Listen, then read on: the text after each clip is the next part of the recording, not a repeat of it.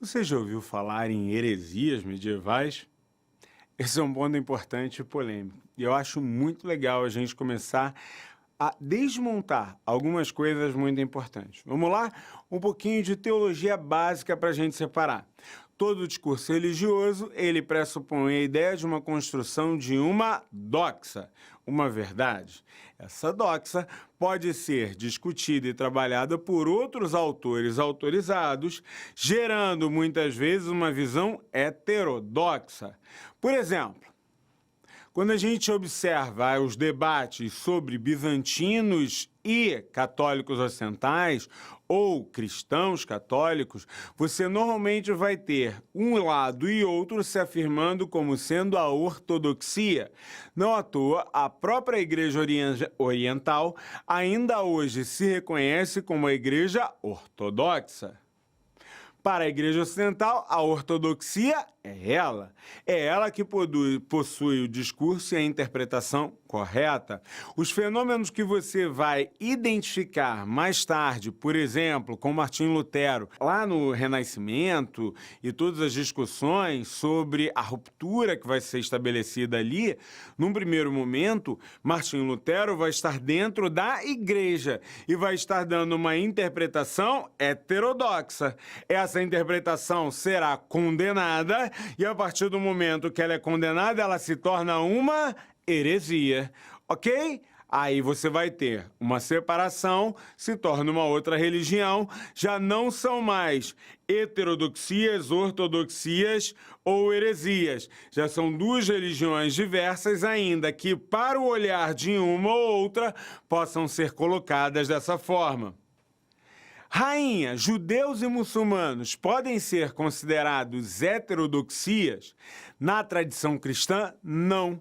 Na tradição cristã, eles são entendidos como uma outra religião, uma ruptura clara e uma falta de entendimento da própria doxa. Então não é sequer uma variável, são os infiéis, são aqueles que não acreditam, ainda que alguns autores os aproximem do debate da doxa.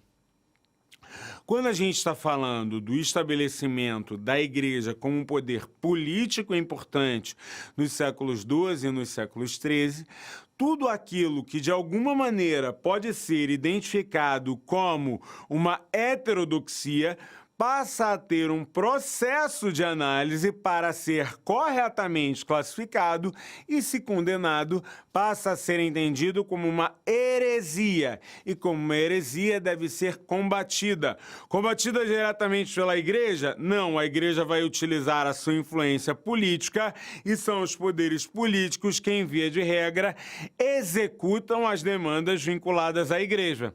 Rainha, mas a Igreja não faz. Meus caros, o fazer ou não fazer, nesse caso, está muito junto. Ela está ali dentro, o poder dentro dessa ação não é entendido como dela. Mas é óbvio que essa influência também é um tipo de fazer. Então a gente precisa pensar sobre isso.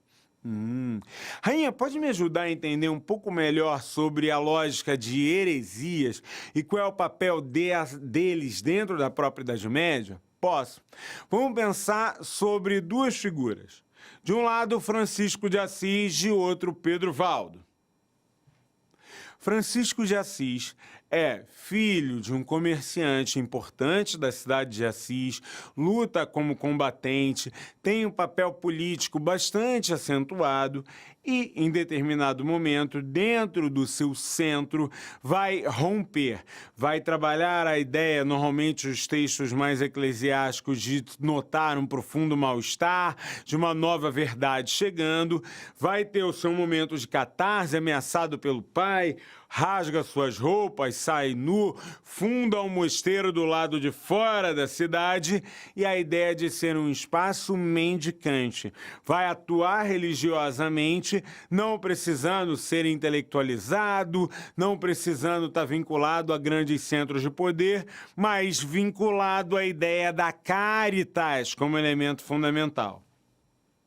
Francisco de Assis, dentro das suas relações políticas, vai ser, a princípio, condenado e atacado pelo clérigo local, entendendo que aquilo poderia se tratar de uma heresia.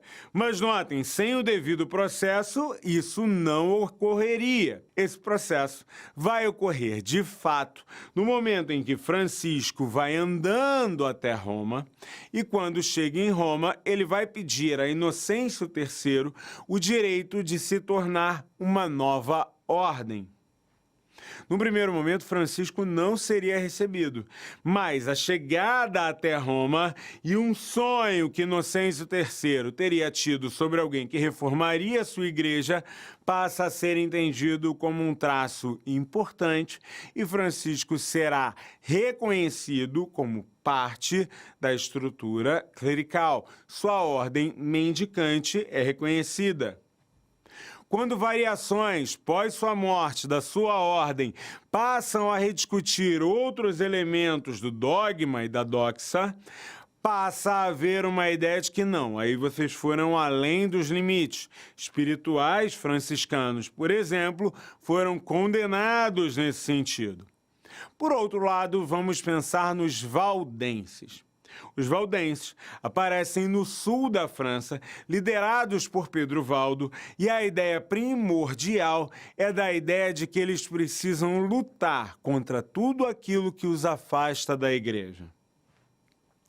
Nesse sentido, riquezas, corrupção, todas as formas que de alguma maneira são entendidos como corruptoras da alma humana devem ser combatidas. Inclusive, membros da igreja que não se portam ou não seguem adequadamente.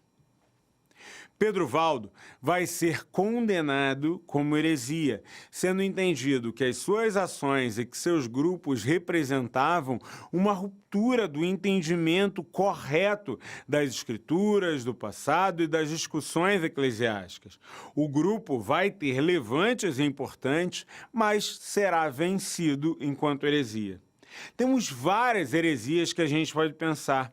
Uma das mais famosas é a heresia dos cátaros. Você já ouviu falar do catarismo? Os cátaros aparecem normalmente nas regiões entre a França e a Espanha e são associados às suas práticas como os maiores problemas. Os cátaros, por exemplo, entendiam que mulheres poderiam ser sacerdotes tanto quanto os homens. Boa parte das acusações da igreja são a base dos materiais que a gente tem sobre os cátaros, o que faz com que a gente tenha um certo cuidado.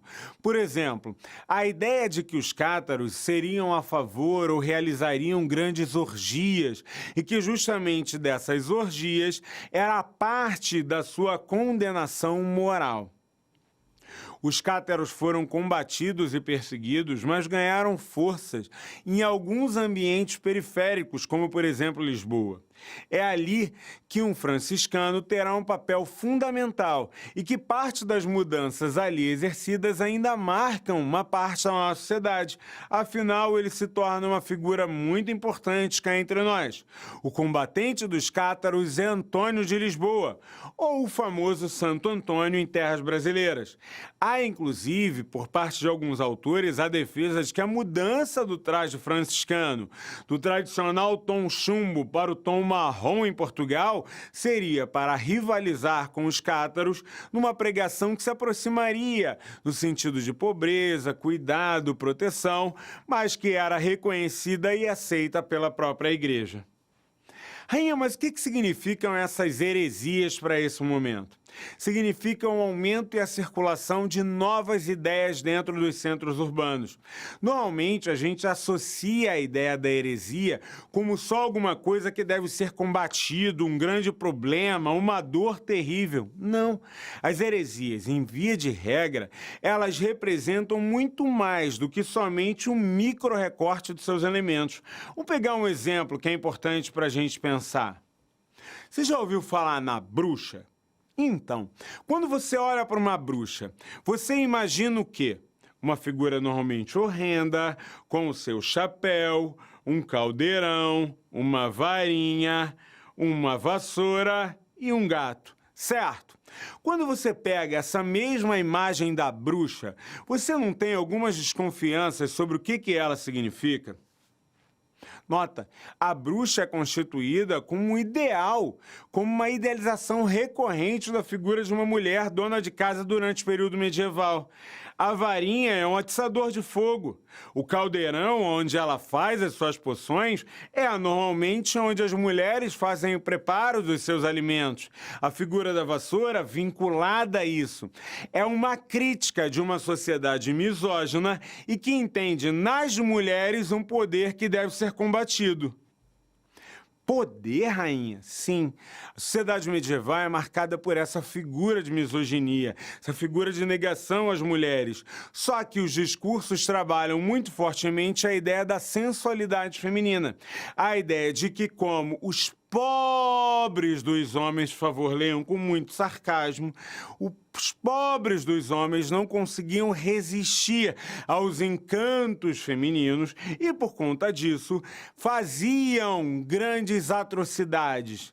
Para que você justificasse isso, você dizia, era um poder feminino sobre os homens? Não, era porque as mulheres eram mais frágeis e elas eram um caminho para a ação diabólica. Era essa força diabólica quem seduzia os homens.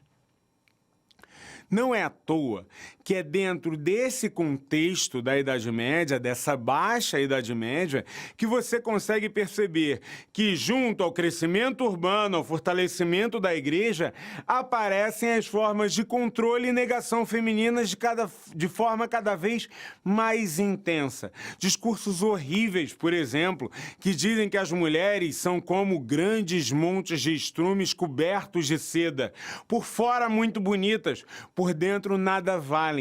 É essa tradição patriarcal e violenta que chega até nós e que gera esse discurso horroroso e que acaba justificando de jeito absurdo os grandes números de violência e controle exercidos contra as mulheres. Na disputa contra esses discursos violentos, não creiam que as mulheres ficaram passivas. Lutaram, se colocaram e a igreja as entendiam como um grande rival.